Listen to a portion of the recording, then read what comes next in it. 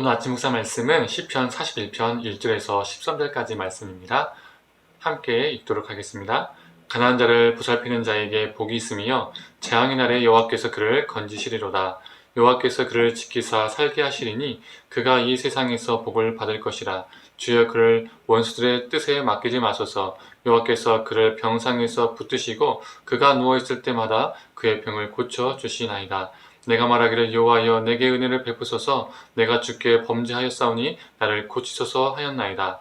나의 원수가 내게 대하여 악담하기를 그가 어느 때에나 죽고 그의 이름이 언제나 없어질까 하며 나를 보러 와서는 거짓말을 하고 그의 중심에 악을 쌓았다가 나가서는 이를 널리 선포하오며 나를 미워하는 자가 다 하나같이 내게 대하여 수군거리고 나를 해하려 꾀하며 이르기를 악한 병이 그들에게 들었으니 이제 그가 눕고 다시 일어나지 못하리라 하오며 내가 신뢰하여 내 떡을 나눠 먹던 나의 가까운 친구도 나를 대적하여 그의 발꿈치를 들었나이다.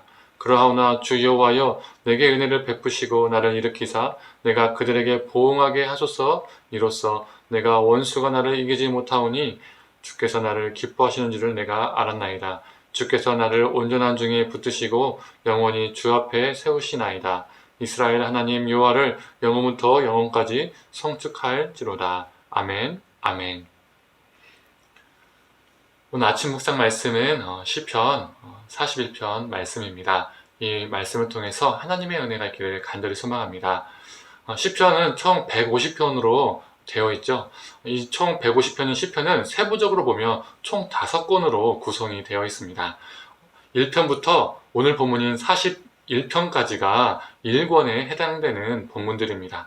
그런데 이 1권의 시작인 1편과 1권의 끝인 오늘 본문인 41편에서 동일하게 말하고 있는 것이 있습니다. 그게 뭘까요? 어떤 자가 복이 있는 자인지를 말해주고 있습니다.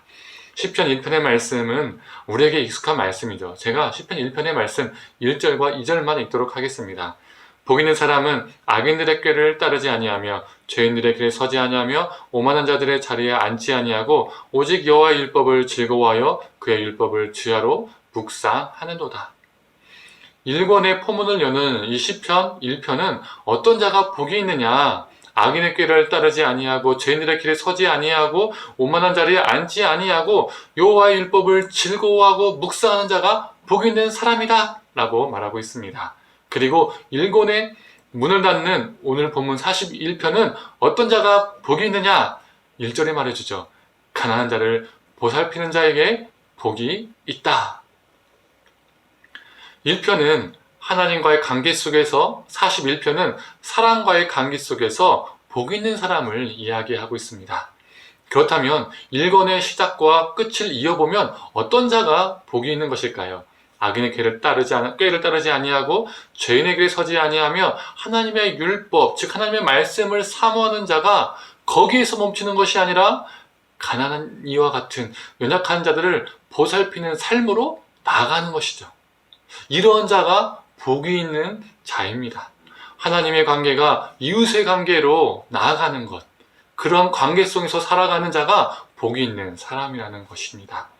또한 오늘 본문은 이 복된 삶을 포기하고 정반대의 삶을 살고 있는 사람들을 고발하고 있습니다. 가난하고 연약한 자들을 돌보는 것이 아니라 그들은 어떠한 삶을 살고 있죠? 5절에 보면 악담을 하고 저주하며, 6절에 거짓 소문을 퍼뜨립니다. 7절에 수군거리며 해할 계획을 세웁니다. 8절에는 병들어 영영 일어나지 못하기를 누군가를 향해서 빕니다. 아픈데 더 아프라고 비는 것이죠. 이들의 삶은 연약한 자들을 돌본 삶과 정반대의 삶을 살고 있는 겁니다. 또한 9절의 말씀을 보면 이렇게 되어 있습니다. 내가 신뢰하여 내 떡을 나눠 먹던 나의 가까운 친구도 나를 대적하여 그의 발꿈치를 들었나이다. 이렇게 말하고 있습니다. 이 말씀은 요한복음에서 예수님이 유다의 배신을 예고할 때에, 예언하실 때에 인용하셨던 본문입니다. 그래서 이 오늘 본문의 9절 말씀은 다윗의 친구이자 다윗의 책락가였던 이 아히도벨이 다윗을 배신했을 때의 그 상황을 연상시킵니다. 다윗 자신이 위기 가운데 있을 때의 동역자였던, 함께 했었던 이 아히도벨이 요즘 말로 하면 뒤통수를 친 것이죠. 그래서 다윗은 고통에 고통이 더해졌음을 경험했을 겁니다.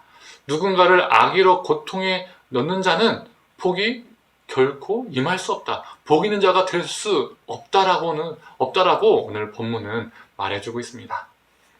오늘 본문은 어떠한 자가 참된 복을 누리든지 어떠한 자가 참된 복과 반대로 사는지를 보여주고 있습니다. 거짓으로 꾀를 내고 불의로 좋은 것을 얻게 되고 높은 자리에 오를 수도 있습니다. 그리고 그것들을 사람들이 부러워할 수도 있습니다. 아, 저 사람 정말 복 많이 받아서 잘 사네, 좋겠네, 이런 말을 들을 수도 있는 것이죠. 그러나 그건 주님이 주시는 참된 복이 아닙니다. 오히려 저주일 수 있습니다. 하나님이 주신 복이 아닌데 하나님의 복과 은혜로 착각하게 만드는 저주가 되는 것이죠. 사랑하는 성도님들, 악인들의 꾀를 따르지 않고 죄인들의 길에 서지 아니하며 오만한 자들의 자리에 앉지 않는 자는 그들의 시선이 위에 있는 것이 아니라 아래에 있습니다. 하나님의 말씀을 즐거워 묵상하는 자는 말씀만 보는 데서 그치는 것이 아니라 그 삶을 아래로 향해서 이 땅의 연약한 자들을 돌보며 사는 삶으로 이어집니다. 이러한 자가 진정한 복을 누리는 자입니다. 진정한 복이 있는 자입니다.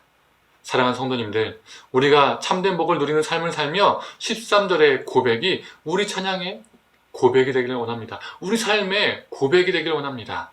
이스라엘의 하나님 여호와를 영원부터 영원까지 송축할지어다. 아멘, 아멘. 우리의 고백 되기를 간절히 소망합니다. 함께 기도하겠습니다. 하나님, 복 있는 사람들은 세상에 좋은 것들을 가지고 있는, 다 누리고 있는 사람이 복 있는 사람이 아니라 악인들의 꾀를 따르지 아니하고 죄인들의 길에 서지 아니하며 오만한 자리에 앉지 아니하고 하나님의 말씀을 묵상하고 하나님의 말씀대로 살고자 하는 사람, 그리고 그 말씀 때문에 이 땅의 연약한 자들을 돌보며 사랑을 나누며 사는 사람, 그런 사람이 복 있는 사람임을 우리가 오늘 말씀을 통해서 보게 됩니다. 하나님, 우리가 그런 복된 자 되게 하여 주시옵소서.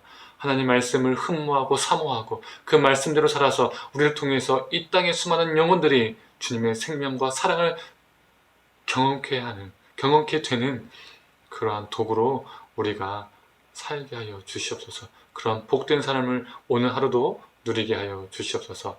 감사드리며 사랑이 많으신 예수님의 이름으로 기도드립니다. 아멘.